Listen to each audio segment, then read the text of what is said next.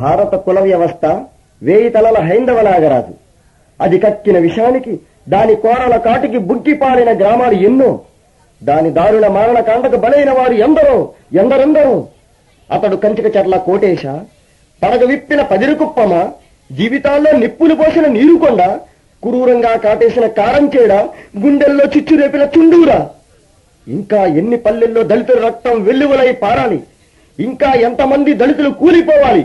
ఎన్నిసార్లు ఈ ఘోరాలు, ఎన్నిసార్లు ఈ ఘోరాలు, ఎన్నిసార్లు ఈ ఘోరాలు, ఎంత మందిని వరుగుతాము, ఎన్నిసార్లు ఈ ఘోరాలు, ఎంత మందిని వరుగుతాము.